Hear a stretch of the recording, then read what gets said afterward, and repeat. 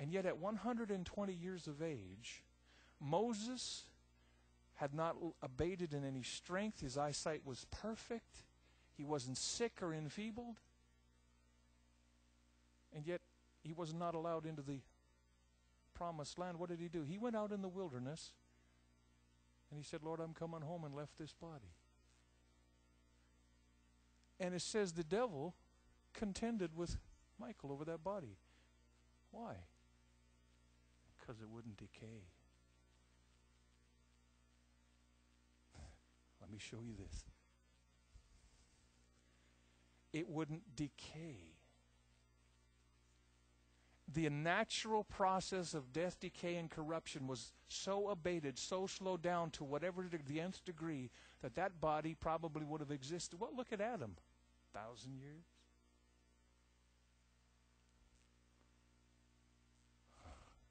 Jesus is clothed with glory. He's eternal. When that which is eternal comes into contact with that which is mortal, guess what? Something happens.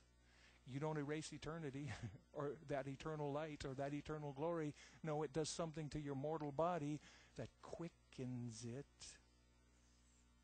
And guess what? Death, decay, and corruption cannot function. Now, Jesus walked in that on the earth. Matter of fact, I'm going to show this to you, and I'm throwing out tidbits now. But Jesus said, no man takes my life. Why? Because he understood the glory. He understood he had a destiny and the glory of God. As a matter of fact, no man took his life. I'm sure if you've been to Bible college, you've heard how different things, how people have said, well, you know, it was the Jews that killed Jesus. It was not the Jews who killed Jesus. Nobody killed Jesus. He laid down his life because he was compelled by love and obedience to God. Nobody could take his life. Christian, as he is, so are you in this world. Get this revelation. Nobody can take your life. Well, brother, I don't know. Well, you don't have to know about that. The Word says this. I'm going to keep going. Are you having fun yet? Exodus 33. Verse 8 says, and it came to pass when Moses went unto the tabernacle that all the people rose up and stood every man at his tent door and looked after Moses until he had gone into his tabernacle. And it came to pass as Moses entered into the tabernacle, the cloudy pillar descended and stood at the door of the tabernacle, and the Lord talked with Moses.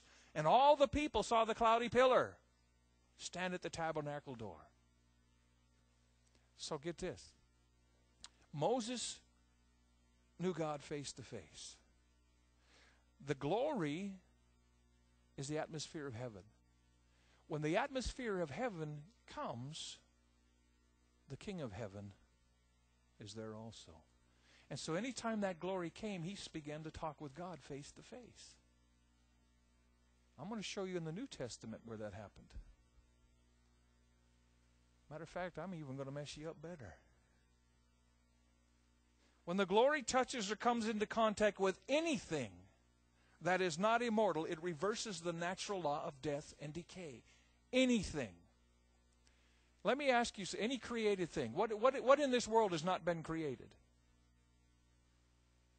Everything's been created. So let me get this straight, brother. Are you saying that anything that's death, decay, and corruption, the glory can reverse? That's what I'm saying. So you're telling me if I have a rusty old car out there, that if I pray and release the glory, it'll be brand new. That's what I'm saying. Because the glory of God brings life and restores what death, decay, and corruption have taken away.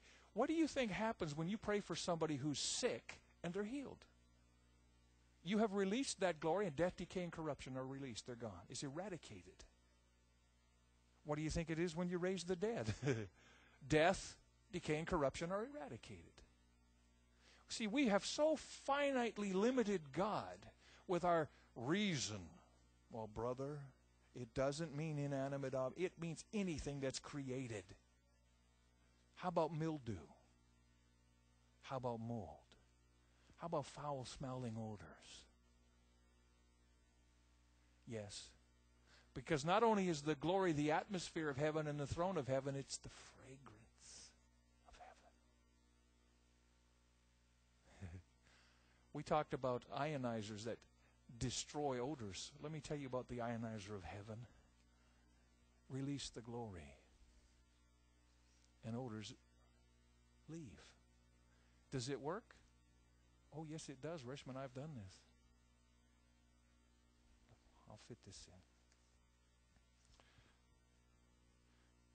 The Shekinah. You've heard of the Shekinah glory of God. It's a Hebrew word that literally means resting or dwelling. A Hebrew word that means resting or dwelling, and it refers to the manifestation of the reddish gold radiance of God's presence when it rests or dwells among His people on earth. When He had that pillar of fire in the cloud, it was the Shekinah glory of God. It was reddish golden color.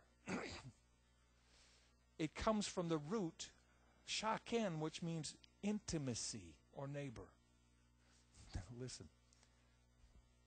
Jesus said, I no longer call you disciples or servants, I call you friends. Okay. You are in Christ, you're seated with Him in heavenly places, so you are already in the glory. And Jesus is in your heart, so the glory's in you. Why then are we always crying out, Lord, send your glory?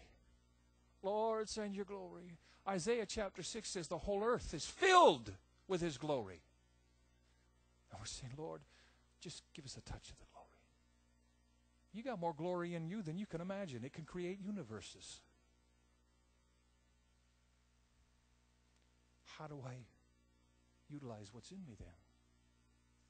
Lord, if all this is in me, then why am I going through such a hard time? Exactly. It's because we haven't had an understanding of what the Word has to say or an awareness of what God's been trying to bring us up into, the glory. Thank you. Look. Isaiah chapter 4, verse 6. Now let me tell you how I started on this journey about discovering the glory. Something so basic, so simple, it's comical. I don't like mosquitoes. I got tired of going to tropical nations and being eaten alive. I mean, I strongly believe every time I went someplace, they would ring the dinner bell and mosquitoes for counties around would come. Bruce is on the menu. They would go away singing There's Power in the Blood, though. But I'm telling you, I got so, and I said, Father, I don't mind going to all these tropical places where I'm sweating, hotty, and, you're wrung out. I said, but please, give me something, give me a strategy to get rid of mosquitoes. I'm tired of being eaten alive on top of it all. One day He said, release the glory. As a matter of fact, it was a year ago, July, while I was ministering in York, Pennsylvania, under a canopy in the cool of the evening almost, next to a stream, with lights on. And I'm saying, oh, Lord, I know this is not going to be fun. Please give me a strategy. What do I do? He said, release the glory. I said, okay. So I went up to the pulpit and I set my books down and I said, internally, I said, Father, I just release the glory as my defense. And I watched that night as mosquitoes would fly up and go, they couldn't get near me. And I'm so fascinated. They must have thought I had lost it because I'm watching mosquitoes.